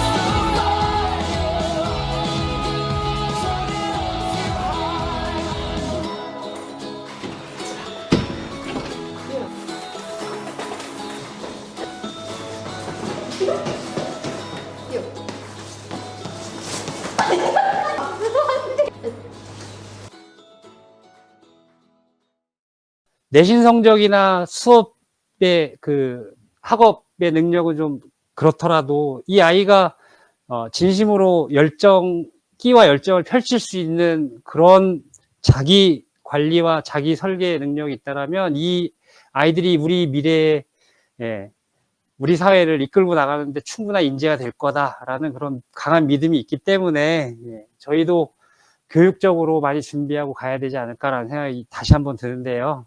이제는 실전편으로 나만의 교육과정 만들기를 좀 해볼 겁니다. 근데 이제 내용은 별로 길지가 않아서 지금 시간이 꽤 많이 지나갔는데 간단하게 학교 교육과정 편성이 어떻게 이루어져 있고 대입 전형이 어떤 방향으로 바뀌기 때문에 어떤 식으로 나만의 교육과정을 만들어서 특색 있는 교육과정과 대입에서의 전략을 좀 세워야 되겠다. 물론 쉽지만은 않은 고민인데 교과 선생님이나 담임 선생님들이 많이 함께 해주실 거라 믿고요. 한번 맛만 보는 걸로 이렇게 해보겠습니다. 편제표예요, 저희 학교. 편성표 보기 되게 힘드시죠? 학교에서 정한 과목도 있고 학생이 선택해야 될 과목인데 보시다시피 엄청 많아요. 엄청 많습니다. 전체 저희들이 학교에서 개설한 과목이 정규 시간만 72과목이라서 72개 과목이라서 강원도에서 아마 가장 많은 과목을 개설한 학교 중에 하나가 아닐까. 적어도 제가 알고 있는 학교에서는 가장 많은 과목을 펼쳐놓고 있고요. 이뿐만 아니라 소인수 과목까지 개설하면 엄청나게 많습니다. 일단 과목 선택 어떻게 해야 되냐면 요 내용에 대해서 많이 고민을 하는데 학생의 진로와 적성은 중심이 되는 건 맞다고 봅니다. 이게 되고 그 다음 내용인 입학 전형과 수능이 가능하다면 밀고 나가는 거고 그런 게 아니면 조금씩 수정하면서 나만에게 맞는 과목을 좀 조합하는 게 어떨까라는 생각이 들고요. 내신 경쟁으로 인한 눈치 보기식의 선택은 절대 안 될 것 같고 아이들이 물론 본능적으로 잘하는 아이들끼리 모이는 걸 좀 많이 기피해서 이렇게 하긴 하는데 진로 선택 과목처럼 성취평가제가 도입된 과목은 잘하는 애들, 못하는 애들 이런 거 신경 쓸 필요 없고 절대평가 과목은 자기 진로를 중심으로 적극적으로 선택하면 될 거고요. 조금 불리한 환경, 저희 지금 3학년 수업 중에는 10명이 듣는 국제경제라는 과목이 있고 12명이 듣고 있는 경제수학이라는 과목이 있는데 물론 그건 소인수 과정이라서 성적 산출은 안 되지만 1등급이 1명이 나오는 교과라도 수강자 수가 표기가 돼 있기 때문에 이 학교에 이 어려운 과목에 요 정도 인원이 돼 있는데 이 학생이 이걸 선택했다는 거는 그만큼 도전 정신과 적성이 있다라고 감안해서 학생부 종합에서는 볼 수 있다는 거. 다만 학생부 교과 전형에서는 내신 성적만 보는 전형에서는 불리할 수도 있으니까 이 부분도 염두에 두셔야 될 것 같고요. 자기주도적 학업 설계와 학업 성장이 핵심이라는 거는 그 과정까지도 보겠다라는 취지예요. 그래서 과정 중심의 평가 이런 얘기를 많이 하고 있는데 이런 부분들을 좀 많이 고민하셔서 선택을 하시고 추천 교과목의 예시는 그 계열에서 핵심적으로 전공에 필요한 교과 역량들은 들어라라는 얘기죠. 예전에 간호학과 가는 학생들은 윤리 같은 거 안 듣고 생명과학이나 자연 계열만 들으면 됐는데 간호사나 혹은 보건에 있었을 때 그 의료 서비스를 담당할 사람들의 윤리의식이나 법의식 같은 것들 그리고 특히 이공계에서 기피하는 물리 이거 도움된다 이렇게 얘기를 대놓고 하고 있죠. 참고로 진로 진학에 참고할 만한 사이트 몇 가지 소개해 드릴 텐데요. 일단 어디가 치시면 되는데 여기 많은 학생들이나 교사들이 활용하고 있는 것이고 성적 분석이나 대입 상담도 해주시고 계시고요. 요즘 새롭게 나오고 있는 메이저 맵이라고 치시면 학교별로 이렇게 보기 좋게 시각화돼 있어서 직감적으로 이렇게 알 수 있고 컨설팅이나 이런 것들도 서비스를 받을 수 있습니다. 어떤 서비스는 좀 유료인 경우도 있으니 참고하시고요. 이론적이거나 수치, 통계 이런 것들이 좀 필요하신 분들, 깊게 보고 싶은 분들은 서울시 교육청 교육연구정보원에 들어가 보시면 여기에 교육과정 진로 진학의 탭을 보시면 제가 많이 참고하는 자료인데 좀 강원도 교육청 소속 교사로서 좀 죄송스럽긴 하지만 저희도 많이 노력을 해서 따라가야 되겠지만 일단 서울 경기 쪽에서 먼저 시작한 교육과정에 대한 그런 흐름이라는 걸 감안해 주시고요. 참고하시면 굉장히 많은 도움 자료가 있다는 거 말씀드리겠습니다.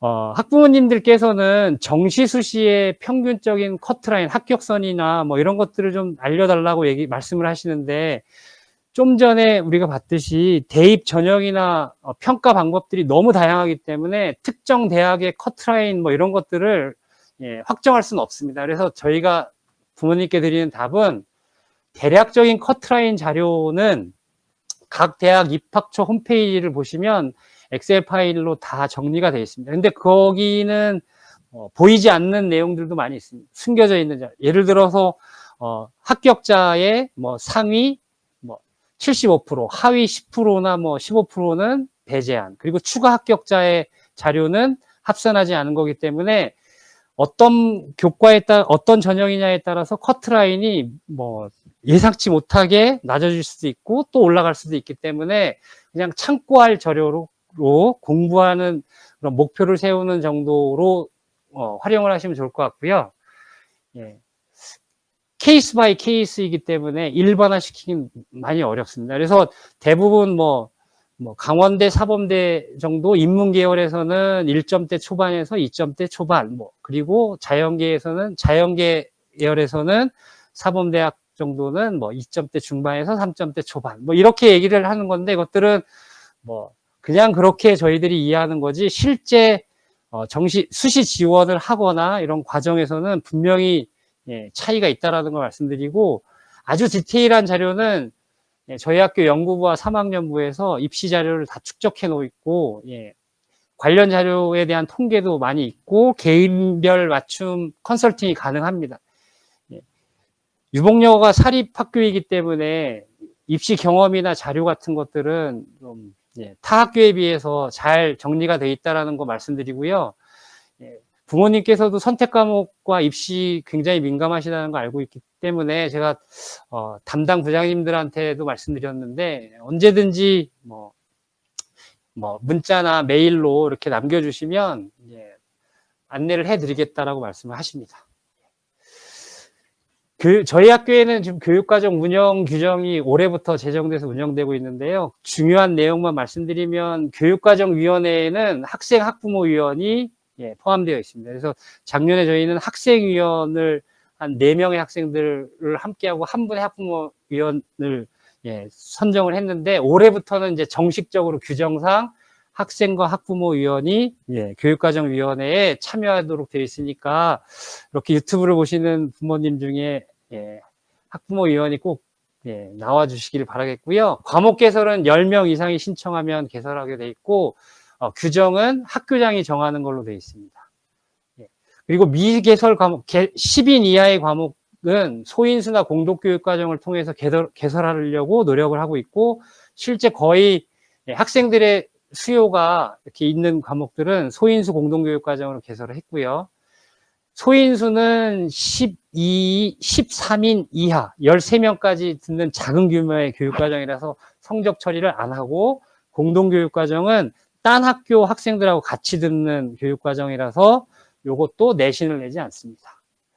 그리고 학부모 안내는 반드시 하게 돼 있어요. 그리고 3개년 입학한 학생들이 3년 동안 뭘 듣는지에 대해서 반드시 고시하게 되어 있고 다만 운영할 수 있는 과목, 운영해야 하는 과목이 아니라 할 수 있는 과목이기 때문에 상시 수시 개정이 가능하고 절차를 밟아서 할 수 있다. 수강 신청은 10월 중순에 교과서를 나이스로 신청을 해야 되거든요. 내년도 교과서를. 그래서 그 교과서 신청 전에 수강 신청 최종이 이루어질 거고 수강 신청 변경 기간을 12월 초에 일주일 동안 공개적으로 진행을 하는데 자유로운 변경은 곤란하고요. 일정 정도의 조건과 교육과정위원회 승인을 요한다라고 교육과정 운영 규칙을 마련했고 운영위원회에 통과된 사안입니다. 2, 3학년 선택 과목을 한번 부모님께서 한번 해보세요. 국어 지금 3학년 올라가서 화작하고 언어와 매체 둘 중에 하나 해야 되는데 수능을 염두에 두셔야 되겠네요. 그리고 2학년 때 진로를 좀 더 심화할 수 있는 내용, 국어 2과목, 수학 2과목, 영어 2과목 중에 학기당 하나씩 1학년 학생들이 지금 선택을 하고 있고요.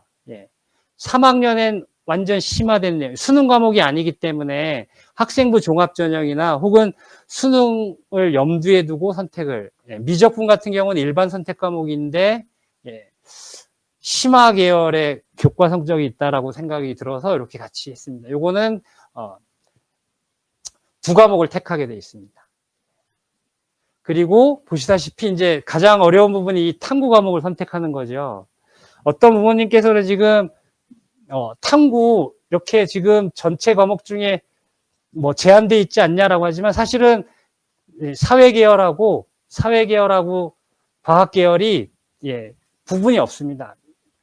전체 과목 중에 4과목만 선택하면 되고요. 3학년 때도 4과목을 선택하면 되고 외국어, 중국어나 스페인어 둘 중에 하나를 아마 2025년 정도 되면 모든 구분을 다 없애려고 지금 하고 있습니다. 근데 지금은 입시나 혹은 수능 과목에 대한 부분들이 모든 걸 푸는 것보다는 이렇게 칸막이를 부분적으로 개방하는 게 우리 학교 현실에 좀 맞을 거라는 고민에서 이렇게 구분을 좀 줬다라는 걸 말씀드리겠고요.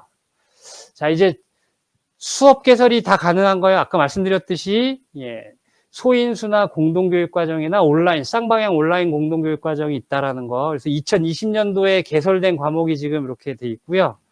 수능 준비가 소홀하지 않을까요? 라고 하는데 저희도 입시에서 수능이 차지하는 비중이 더 커졌기 때문에 학교 지정 과목으로 당분간 유지한다. 내년은 유지한다라고 교육과정위원회에서 결정을 했습니다. 그래서 이후에는 뭐 그런 학생들도 사실 있잖아요. 그 수학 정말 하기 힘들어요 라고 하는 학생들, 수학 공부할 시간에 딴 거 하고 싶어요 라고 하는 학생들도 있을 수 있어서 내후년에 그 국영수 과목 선택 학교 지정 여부는 아마 내년 초반 정도에 결정이 이루어지지 않을까라는 생각이 들고요.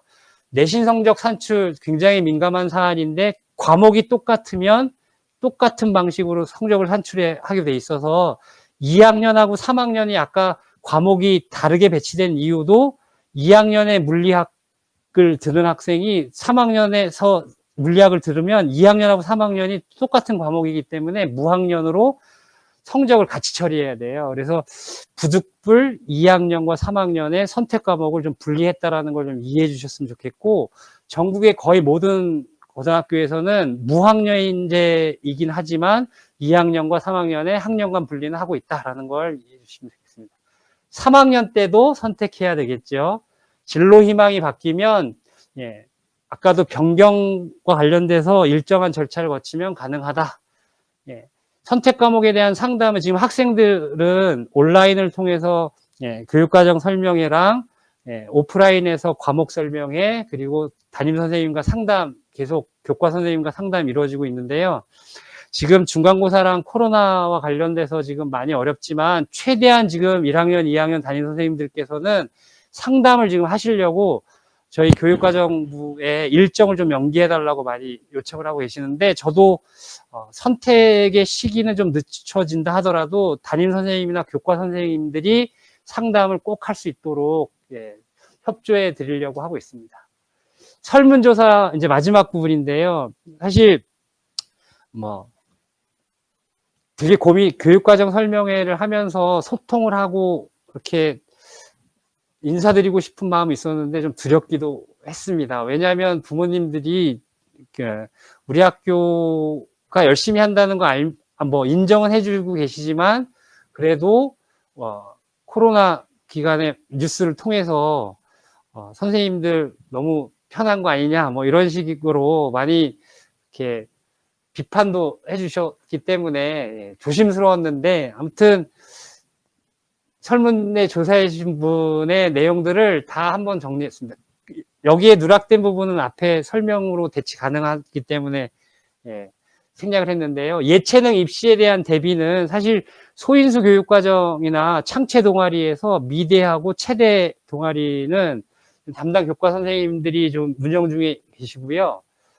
예체능 입시에서 제가 생각하는 입시 경험을 바탕을 봤을 때 수능 준비, 특히 국어나 영어나 탐구, 사회 탐구는 꼭 한두 과목 정도는 잡고 갔으면 좋겠다라는 말씀이고, 죄송하지만 작년에도 이 예체능 입시에 대해서 부모님 의견이 있으셨는데 교육과정에서 적극적으로 반영해드리지 못해서 정말 죄송스럽고, 더 고민하고 노력하겠습니다. 죄송합니다.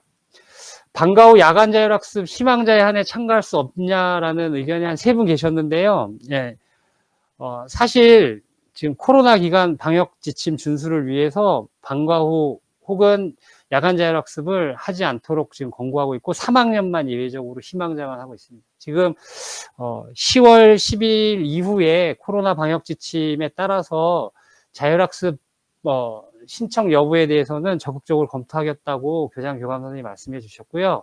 선생님과 상담 많이 하고 싶습니다라는 분들이 꽤 계셨는데 담임 선생님들도 상담을 되게 많이 하고 싶어 하십니다. 부모님 상담을 포함해서요. 그리고 지금 특히 1, 2학년 담임 선생님들이 되게 아이들이 격주로 오다 보니까 더 애틋해져 가지고 오프라인으로 학교 왔을 때 웃음소리가 작년보다 더 많이 커졌다는 거 많이 느끼고 있습니다.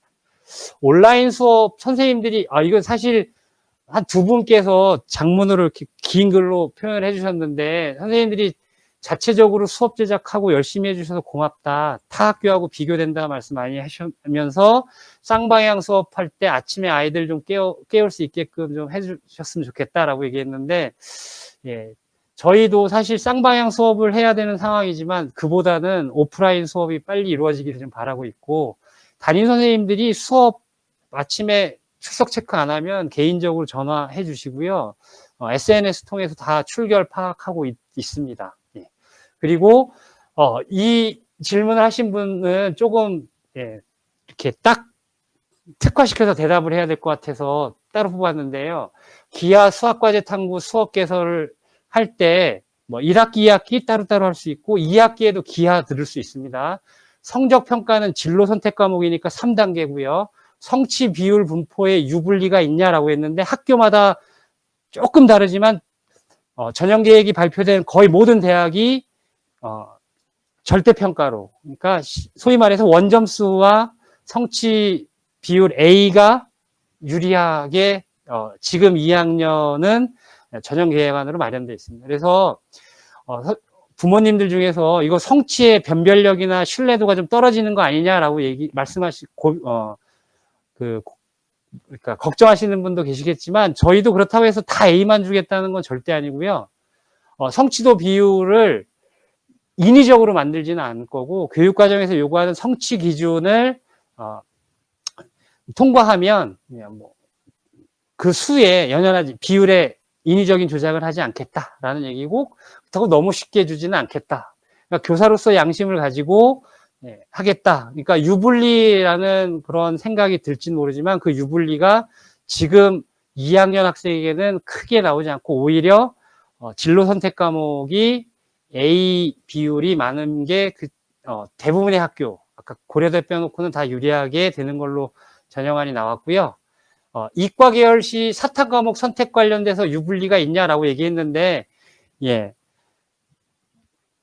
사회 탐구 과목 학생들이, 소위 인문계열 학생들이 사탐 더 잘하지 않냐, 그건 맞지만, 기존의 시각으로 봤을 때는 물리하는 애가 암기 잘 못하고 막 이럴 것 같지만 사실상 그렇지도 않더라고요. 사탐하는 학생들 중에, 그러니까 경제하는 학생들이 물리 공부도 꽤 잘하고 있습니다. 그래서 혹시라도 내신 공부에 학업이 되게 스트레스를 받거나 좀 조심스러운 분들은 이과 계열 진학할 때 사탐 과목 선택할 때 진로 선택 과목으로 하시면 성적에 대한 조금 부담은 줄어들 수 있고 반대로 과탐을 선택한 학생, 주된 선택을 한 학생들은 사탐에서는 진로 선택 과목을 선택하는 것들이 성적으로 인한 유불리를 하는데 도움이 될 것 같고요. 인성교육 중점을 두었으면 합니다라고 하는데 저희는 특색교육부가 신설돼서 저희 인성교육이라 해서 인성교육 하자 이런 게 아니라 기본적인 교내 행사나 이런 것들이 인성 활동과 연관될 수 있도록 설계를 해서 하고 있고요. 네, 더욱더 예, 중점을 두어서 고민할 수 있도록 노력하겠습니다. 예, 저희도 같은 고민을 하고 있습니다. 마지막으로 온라인 수업 이후에 평가의 공정성, 신뢰성 방안에 대해서 얘기하고 있는데, 저희도 조심스럽게 되게 많이 고민을 했는데, 주어진 상황에서도 최대한 공정성과 신뢰성을 좀 확보하려고 노력하고 있고요. 예, 이제 영어 교과 같은 경우에 온라인 상에서 공동으로 수업한 내용들은 공동으로 평가하고, 개별적으로 다루지 않은 부분에 대해서는 문제 출제나 평가 과정에서 서로 상호 교차를 하고 있기 때문에 다교과 선생님들이 담당하는 부분에서는 공정성과 신뢰성을 굉장히 많이 따지고 있고요. 시험 범위와 시험에 집중할 수 있는 분위기, 특히 영어 시험 범위 줄여달라는 말씀 많이 하시는데, 예, 잘 알고 있고 줄인다고 줄이고 있습니다. 그리고 시험에 집중할 수 있는 분위기 조성해달라는 말씀, 예, 시험 기간 전주에는 될 수 있으면 교내 행사나 이런 것들 수행평가 보지 않고요. 온전히 내신 공부만 할 수 있도록 지금 학교가 일정을 잡아놓고 있고, 교내 대회 전체 일정을 좀 공시해달라고 했는데, 사실은 이전에는 공지를 다 했었는데 코로나 기간이라 일정 자체가 불투명해서 확정을 못 드렸다라는 거 좀 양해해 주시고, 결과도 공지하는 부분에 대해서는 개인정보 확보에 대한 문제가 있기 때문에 아마 담당하신 교과나 대외 주무 부서에서 좀 소극적이었는데, 연구부에서 이 부분에 대해서 부모님들의 요구가 있으니 해결해 달라고 해서 전체 공지를 투명하게 할 수 있도록 일단 조치를 취해놨습니다. 탐구 과목의 선택의 제한은 없고요. 급식에 좀 더 신경을 써주세요라고 하는데, 예, 교장 선생님도 항상 학생들 대의원회 통해서 급식 관련된 걸 체크하고 있는데, 아마 몇몇 학생들의 기대에 못 미치는 부분이 있다는 거 저희도 잘 알고 있으니까, 예, 의견은 교장 교감 선생님한테 말씀드렸고요. 소인수 교육과정의 학생 관리와 수업 개선, 질에 대한 문제를 말씀하셨는데, 소인수 교육과정엔 대학 교수님들이 수업을 하시는 경우가 있거든요. 근데 그 대학 교수님들이 고등학교 스타일의 수업을 안 할 때 가끔 가다가 이렇게 문제가 있을 수는 있는데, 저희 학교에서는 그 협력교사 선생님이 같이 이렇게 학생들 의견 조율하고 같이 피드백도 해서 많이 개선하려고 노력을 하고 있습니다. 모의고사 꼭 보게 해주세요 라고 했는데, 예, 코로나 지침으로 인해서, 예, 저도 굉장히, 예, 좀 안타깝게 생각하고 있는데, 예, 아마 다음 시험서부터는 미리미리 더 준비를 해서 일정을 조정해서 모의고사를 칠 수 있도록, 예, 노력할 것 같고요. 예, 봉사 시간과 관련돼서는, 예, 학급별 창체별, 저희는 창체도 진로 연계형으로 동아리를, 예, 구성을 했기 때문에 관련돼서 봉사도 연관시키도록 하려고 하고 있습니다. 이 정도로 아주 긴 시간, 저희도 이렇게 길어질 줄은 몰랐는데, 예, 아무튼 온라인 학부모 설명에 이렇게 관심 있게 지켜봐 주신 부모님들께 너무 감사드리고요. 이 자료는 편집을 해서 학교 네이버 밴드나 아니면 유튜브에 안내를 해드리도록 하고, 예, 아무튼 교육과정을 맡고 있는, 예, 담당 교사로서 아이들이 사회에 나가서도 경쟁력 있는 그런 글로벌 인재, 미래사회의 핵심 인재로 커가는데 더 많은 고민을 해보고 노력하겠습니다. 그리고 교육과정과 관련돼서 궁금하신 부분은 학교 전화로 주시면 제가 수업이 없는 시간은 최대한 상담을, 도움을 드리도록 노력하겠습니다. 긴 시간 좀 불편하시고 좀 미비한 내용 들어주셔서 감사드리고요. 예, 모쪼록 건강하게 코로나, 예, 잘 이겨내고 우리 아이들과 또 건강하게 생활할 수 있기를, 예, 기원하겠습니다. 이상입니다. 감사합니다.